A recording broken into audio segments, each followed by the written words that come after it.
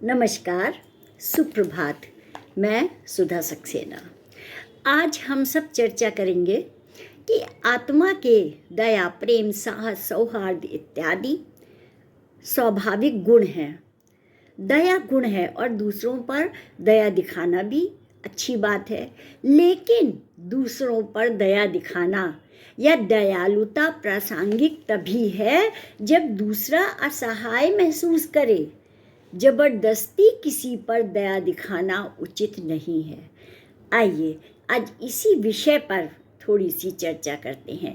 यह थोड़ी कड़वी बात तो है, लेकिन हमें समझना चाहिए कि स्वाभिमान भी कोई चीज़ होती है, तो हर एक पे दया दिखाना नहीं। यदि दूसरा चाह रहा है, दूसरा असहाय महसूस कर रहा है, तो उसकी सहायता करने में हमारी दया की प्रवृत्ति कार्य करनी चाहिए या उस पर दया करनी चाहिए।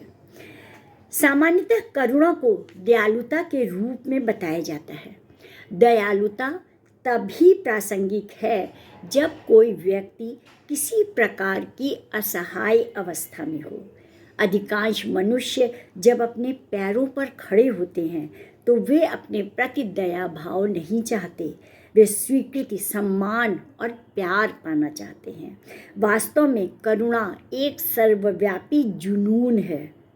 जब मैं सर्वव्यापी फलता हूँ तो जुनून अनिवार्य रूप से एक विशिष्ट प्रक्रिया है। जब दो लोग जुनूनी होते हैं तो उनके लिए दुनिया गायब हो जाती है।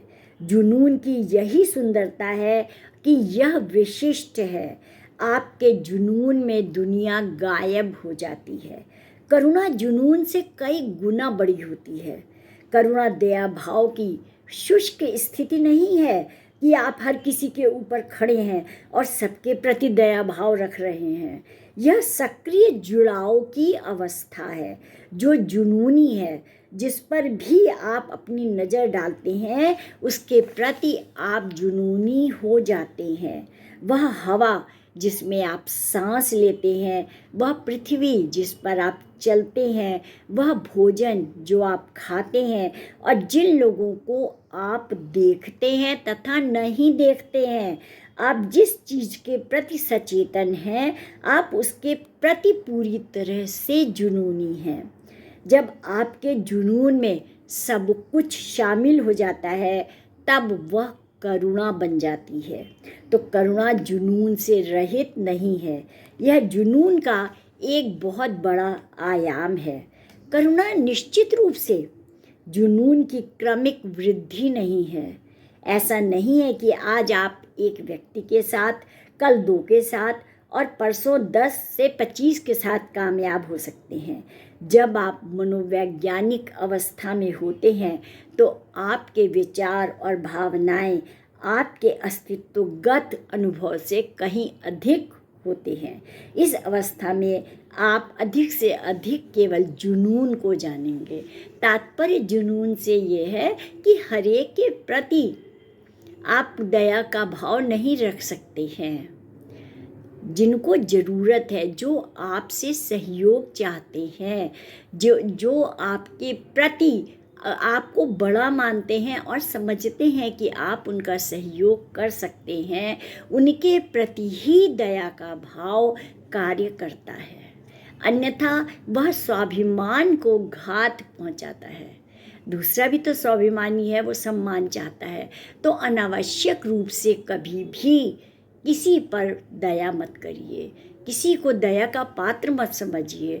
सब अपने में क्षमतावान हैं, सबके पास अलग अलग क्षमता है और सब अपने अनुसार, अपनी परिस्थितियों के अनुसार कार्य करने में सक्रिय हैं और सक्षम हैं। यदि वह चाहते हैं आपसे राय लेना, आपकी दया, आपकी ममता, आपका तवज्जो, आपका लगाव चाहते हैं, तभी आप उनके प्रति अपनी सद्भावना व्यक्त करिए। तो आज इतना ही। आप सब ने मेरे चैनल को लाइक और सब्सक्राइब किया, उसके लिए आप सबका अतिशय धन्यवाद। नमस्कार।